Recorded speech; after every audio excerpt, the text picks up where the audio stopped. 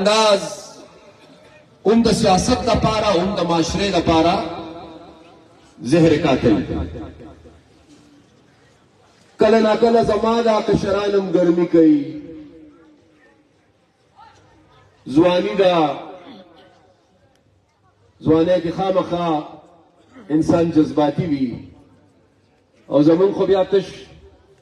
ځوانان جذباتیان نه زمون خو الله دې لري زمون خو سپینګي جذباتیان دي هغه د جذبې نه ډک دي نو زه ټول عمر خپلو ملګرو ته دا وایم چې ګوره باچا خان بابا یادوي خو د باچا خان بابا اصول هم میراوي د پاکستان په تلخ سیاست کې چې چرته خلک د یو بل ګریوانونو کې لاس اچي او چرته چې د سیاست په نوم خلک د یو بل بېعزتۍ کوي انتشار پیدا کوي بلکې په دې ملک کې د خانه جنګۍ پیدا کولو کوشش شوی دی په دې ملک کې د ریاست خلاف د بغاوت کوشش شوی دی زما به په دې حالاتو کې خپلو ملګرو خپلو کشرانو ته همدا یو خبره چې هر څه به کوو خو د مخالف بېعزتي به نه کوو د مخالف سړي خبره به اورو او به برداشت کوو او هر څه به کوو خو دا قام به نه تقسیمو زمون کردار به د قام د تقسیمولو نی زمون کردار او زمون عمل به د پښتنو د یووالي او د اتفاقي ځکه چې دکه د باچا خان بابا لار ده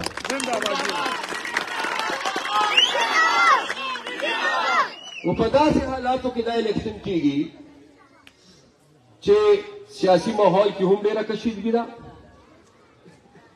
پاکستان هم ډېرو خطراتو سره مخامخ دی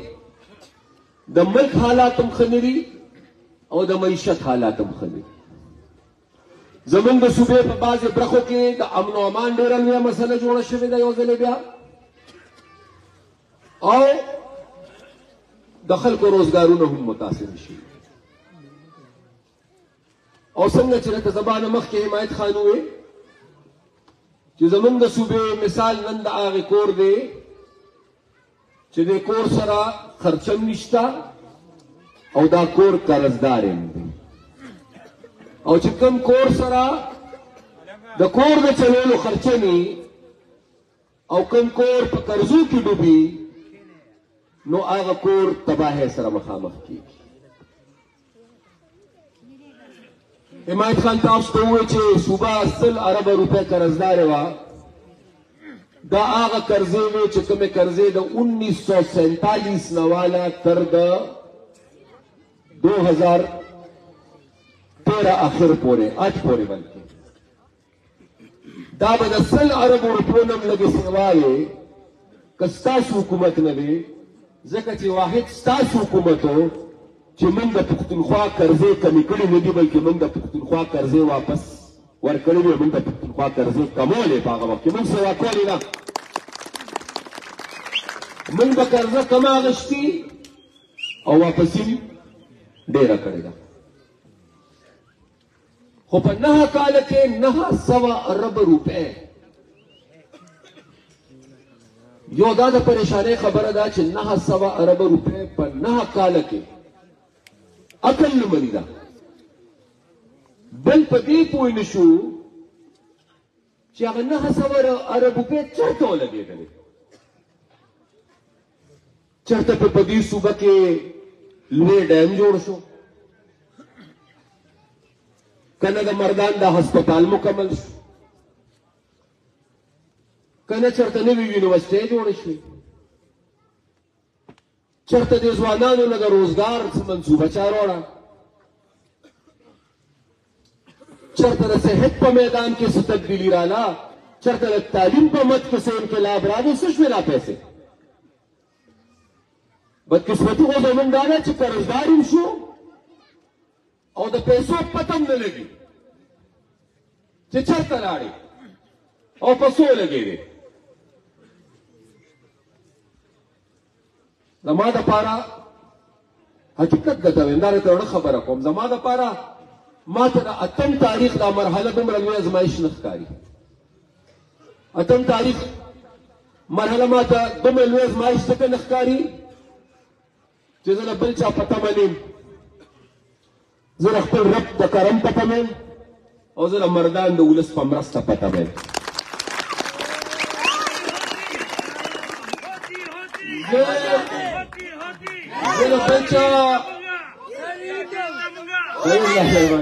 زه د بل چا په تمه نه یم. زما دا خواهش نشته چې زه دې قبول شم، ځکه چې دلته په 2018 کې یو قبول و، اوس په 2024 کې بل قبول دی. خدای خبر چې بیا به څوک قبلیږي. زه هغه قبولیت نه غواړم، زه هغه قبولیت نه غواړم، زه ستاسو او د ولس قبولیت غواړم. دا اصلي قبولیت دی، دا اصلي اعتماد دی.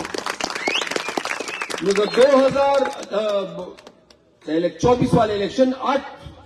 چې کوم دی تاریخ، زما دپاره خدای شته هغه لوی ازمایش نه دی، خو دومره لوی نه دی. زما دپاره لوی ازمایش او پریشانی دا ده چې که 8 تاریخ نه پس یو ځل بیا د الله په حکم او په رضا ما ته ذمواري ملاویږي د خدمت کولو، ما ته اختیار ملاویږي، نو دا کور چې مې تس نس پروت دی او دا کور چې مې قرضدار دی او دا کور چې د پیسو نه خالي دی، چې زه به دا خپل کور څنګه سموم. زما دپاره د ټولو نه لوی ازمایش او امتحان بیا دا دی چې دا د 1000 اربو روپو قرضې به څنګه مونږ کمو او څنګه به مونږ مرحله وار واپس کوو. زما دپاره ازمایش دا دی چې په سوونو اربونو روپۍ چې د پښتونخوا مرکز سره پرتې دي، د NFC اوارډ نه برخې، د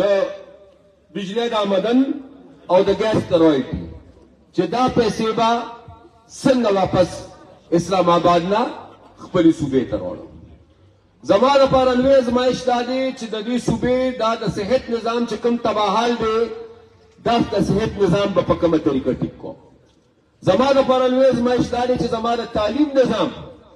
چې هغې کې ډېر مشکلات او ډېرې مسلې دي، چې دا مسلې او دا مشکلات به څنګه حل کوو. زما دپاره دا لوی ازمایش دی چې په پښتونخوا کې به زه د پښتونخوا د صوبې آمدن څنګه سیوا کوم، زه به د بجلی د پیداوار منصوبې څنګه شروع کوم، زه به په خپله صوبه کې د دې صوبې په ګیس خپل اختیار څنګه حاصلوم، زه به په دې صوبه کې آیل ریفاینري څنګه لګوم، زه به په دې صوبه کې د ټوریزم دپاره څه کوم، زه به د دې صوبې د معدنیاتو لپاره څه کوم، زه به په دې صوبه کې د دې صوبې د آمدن د سیوا کولو لپاره کوششونه په کوم رنګ او په کومه طریقه کوم او څنګه به د آمدن سیوا کیږي، د دې کور آمدن به څنګه سیوا کیږي. زما دپاره دا ازمایش دی. زما دپاره دا ازمایش دی چې په ډېره اسماعیل خان کې او په ټانګ کې او په لکي مروت کې، وزیرستان کې او په باجوړ کې چې یو ځل بیا دا پردی جنګ تمام مسلط شو او یو ځل بیا زما په وطن اور بل دی. زما لپاره دا ازمایش ته چې یو ځل به بیا دا اور څنګه مړ کوم چې کوم اور نن د پښتنو په وطن باندې لګیا دي بلي. او زما دپاره دا خبره د اتم اهمیت لري او د اتم نه پس زما دپاره دا زیات اهمیت لري چې زه به د مردان د دې 600 کټو د هسپتال څنګه زر تر زره روانو، زه به څنګه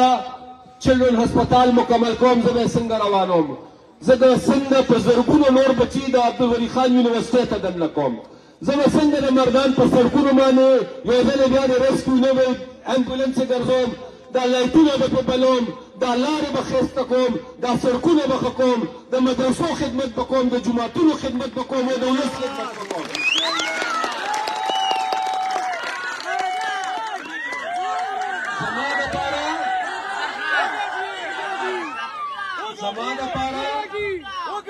زما دپاره دا اهمیت لري. د نورو امیدوارانو نه زه نه یم خبر چې د هغوی دپاره څه اهمیت لري، خو زما دپاره دا اهمیت لري 10 کاله چې کوم ضایع شوي دي دا نقصان واپس راګرځول زما دپاره اهمیت لري. 10 کاله چې کومه حق تلفي د پښتنو شوې ده، د پښتون شوې ده، د دې حق تلفۍ حساب کتاب کول او د دې ازاله کول زما دپاره دا اهمیت لري، دا اهمیت لري. ځکه چې زه خو اوس دې خبرو سره بلد شوی یم که ما ته د پښتنو د خدمت کولو بیا څوک سزا راکول غواړي نو زه هغې سزا ته تیار یم ځکه چې زه د پښتنو خدمت خپل فرض ګڼم او د الله د مخلوق خدمت هم عبادت دی او د الله د مخلوق په خدمت الله رضا کیږي نو که مخکې ما د الله د رضا دپاره د الله د مخلوق خدمت کړی دی او بعضې قوتونو د هغې ما له سزا راکړې ده نو زه بیا هم سزا ته تیار یم خو برملا دا ویم که بیا راله خدای موقع راکړه نو برملا دا ویم چې اسلام آباد ته د پښتنو حق نه پرېږدم اسلام آباد نه د پښتنو برخه غواړم هغه به پښتونخوا ته راوړم او پښتونخوا نه د مردان برخه غواړم هغه به مردان ته راوړم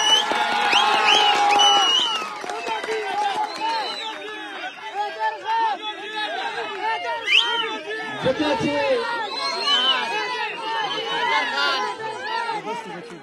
ځکه ما باندې خو به بار بار دا الزام هم لګېده که نه چې د هر څه مردان ته یوسل یاد به شي ستاسو هغه 15 کاله په ما یو الزام دا هم چې د هر څه مردان ته یوسل او ما به بیا یادوي او نن به یې بیا وویل چې ما پردې حق مردان ته نه دی راوړی او که خدای موقع د خدمت راکړه بیا به هم راوړم پردې حق خو 1947 نه والا 2008 پورې صرف 65 کاله مردان ته مردان حق چا نه ورکړی ما تش دومره کړي دي چې ما د 2008 نه والا 13 پورې مردان ته د مردان حق ورکړی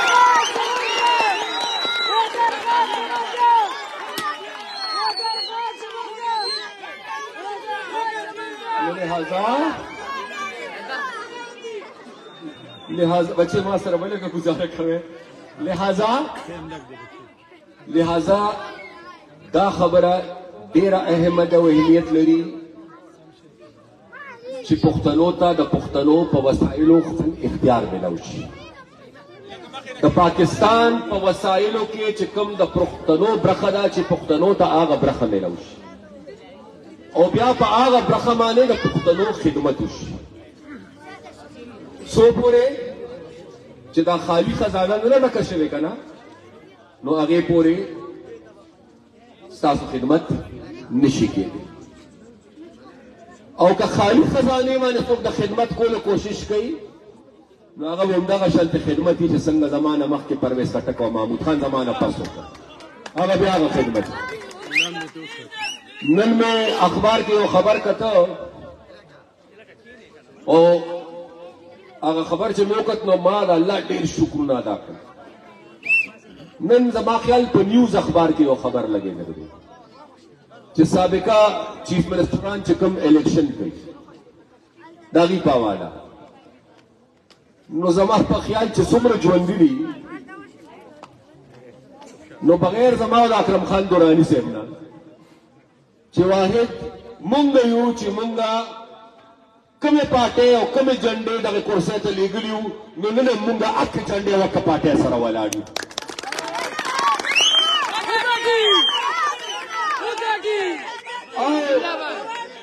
او نور چې څومره دي زه د چا په حواله څه غلطه خبره نه کول غواړم خو نور چې څومره دي نو هغې چې کومې پارټۍ کرسۍ ته رسولي وو نو هغې اوس هغه پارټۍ سره نه دي پی ټي آی والا د پرویز خټک صاحب نه ګیله کوي چې موږ یې پرېښودو کوي دي ګیله که نه او پرویز خټک صاحب ډېر خطرناک بیانونه هم ورکړي دلته هم ډېر خطرناک بیان د عمران خان باره کې ورکړی دی ویې ګورئ پرویز خټک صاحب ویلي دي زه یې نه وایم که زه ووایم بیا به پی ټي آی والا خفه کېږي پرویز خټک صاحب د عمران خان باره کې نن وینا کړې ده چې پاکستان کې هر حکومت غلا کړې ده خو د عمران خان د حکومت نه سوا غلا بل یو حکومت هم نه کړې ده د هغه نن اخبار کې بیان راغلی دی خو زه د پی ټي آی خپلو وروڼو ته وایم چې تاسو ته پرویز خټک نه ولې خفه کېږئ د دې مشر نو له سره هغه د دې اونه دا بل چاو دا ټول د بل چاو دا ټول د بل چاو او دا ټول چا رالیږلي دا ټول چا رالیږلي دا پارټي چا جوړه کړې وه دا پارټي چا مضبوطه کړې وه 2018 کې د مازدیګر نه پس د دې بکسې چا ډکې کړې وې وزیر اعظمي ولا چا ورکړې وه حکومت ولا چا ورکړې و دا ګوره چې د بل په لار کې کنده کنې ورځې به پخپله په هغه کنده کې غورځېږي بل ته کنده مه کنه نو پخپله به کندې ته نه غورځېږي او اوس خو یعنې ډېر زیات د افسوس خبره ده چې دا زما کشران دي او ظاهره خبره چې د دې کشرانو ما سره مینه هم ده او زما عزت هم کوي اوس که زه د خپل سیاست دپاره د خپل بچي او د خپل کشر ته ووایم چې ورشه او د ملک ته اور لګوه نو دا زه ښه کوم او که دا زه بد کوم که زه د خپلو کشرانو ته وایم چې ورشه په هر څه ورشه دی چا پروا ونه کوي تیلې ورته کوي هر څه ته اور ورته کوي هر څه ته ولې ځکه چې زه په کرسۍ ناست وم زه چا نه کرسۍ نه کوز ته کرسۍ نه هېڅ چا نه یې کوز کړی ته کرسۍ نه خپل عمل خپل کردار او خپلو غلطو کوز کړی نو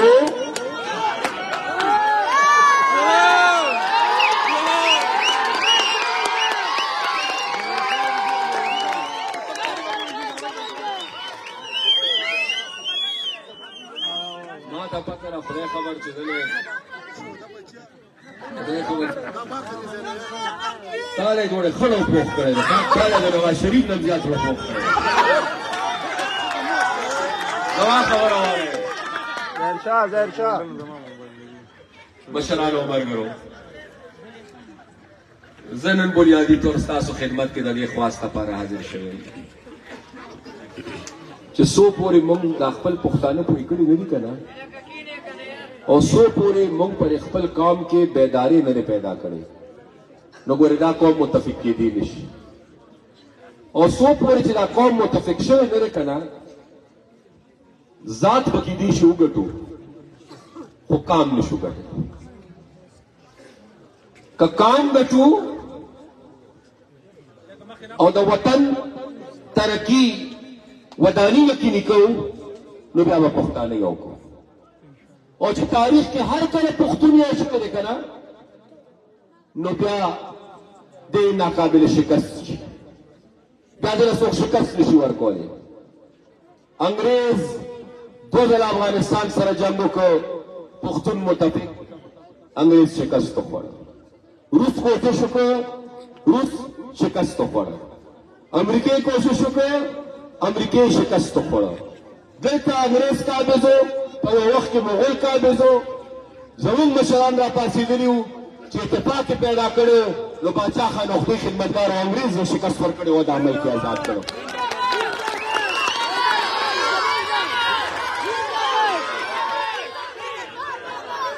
نو پښتنو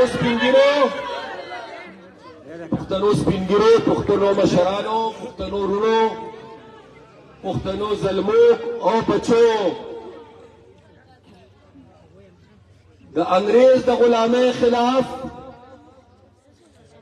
انګریز د غلامۍ خلاف چې کوم اتحاد زما او ستاسو مشرانو جوړ کړی د پښتنو د حق او د ودانۍ او د ترقۍ لپاره راپاڅه چې یو ځل یې بیا هغه شانتي اتفاق په پښتنو کې پیدا کړو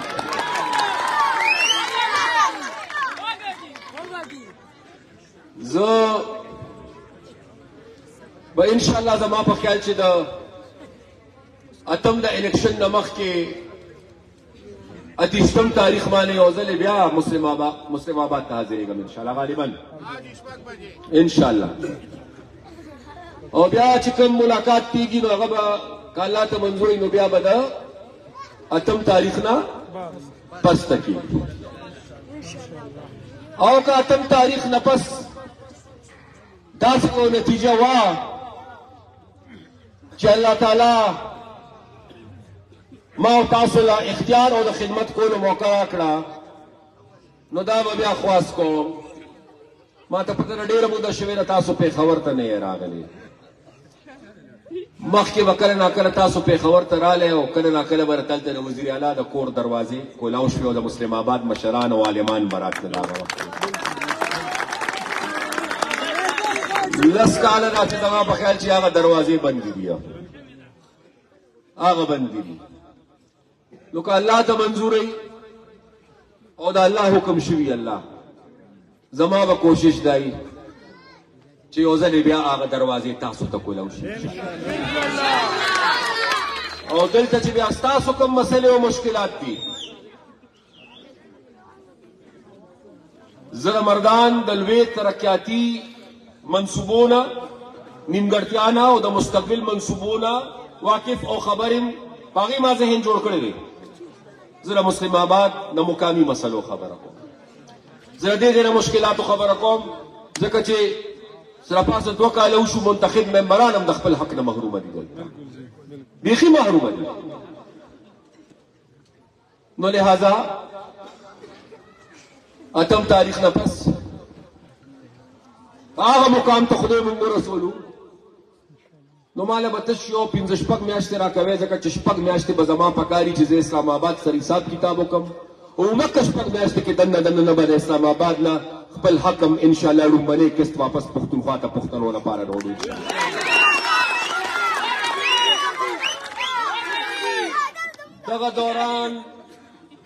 دغه دوران کې تاسو اتم نفس که تاسو دا امکان ولید او داسې حالات هم ولیدل نو د ناستو خلکو ته هم دی او د ولاړو خلکو ته هم دی د دې مسلم آباد د ترقۍ دپاره او د دې مسلم آباد د مسلو د حل کولو دپاره به زما رهنمایي کوئ او زما ملاتړ به هم کوئ که چېرې او یو خواست درته کوم که دغه موقع موږ له خدای راکړه نو ګورې خپل پردی به نه کوي ځکه چې کله ناکله ما دا لیدلي دي خاص کر د تېر 10 کاله کې چې د چا حکومت و چې دا مې د پارټۍ دی نو د ده مسله حل کوم او دا مې د پارټۍ نه دی نو د ده مسله نه حل کوم دا مې د پارټۍ دی نو دلته ټرانسفارمر لګوم دا مې د پارټۍ دی نو دلته ټرانسفارمر نه لګوم دا مې د پارټۍ دی نو دلته د ګیس پایپ لګوم دا مې د پارټۍ نه دی نو دلته یې نه لګوم دا مې د پارټۍ دی نو دا لاره پخوم دا مې د پارټۍ نه دی نو دا لاره نه پخوم نو تاسو ته به دا خواست کوم چې نه به زه داسې بې انصافي کوم او نه به تاسو بې انصافي کوئ موږ به خپل کار وروسته کوو موږ به د ولس او د کار اول کوو د خپل کار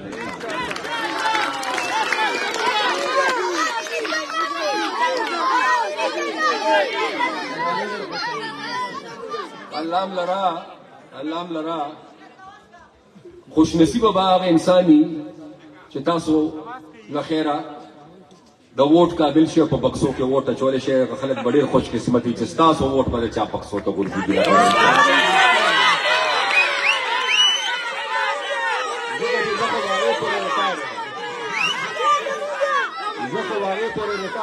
زه خو به هغې پورې ریټایر یم زه خو به ریټایر یم خو ډېر خوش نصیبه به وي ځکه چې دا حقیقت دی زه راته رښتیا ووایم یاره زه چې نن سبا نه بلکې د ډېر مودې نه زه چې د مردان ښار هر محلې ته ځم هر علاقې ته ځم که هغه کلي او که هغه ښاریه دیهات وي ښاریه یا دیهات چې هر ځای د ټولو نه بھرپور استقبال زما په هر ځای کې ځوانان یې کوي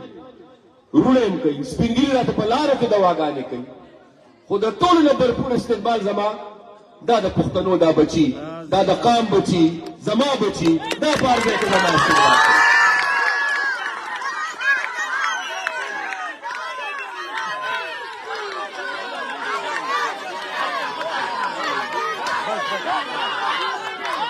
بس دیجیے بس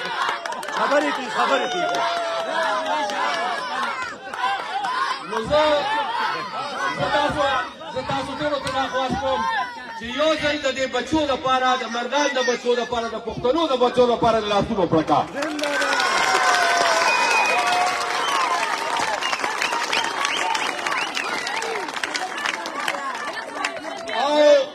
او یو ځل اخر کې د مسلم آباد د دې پښتو د دې مینې لپاره له لاسونو پرته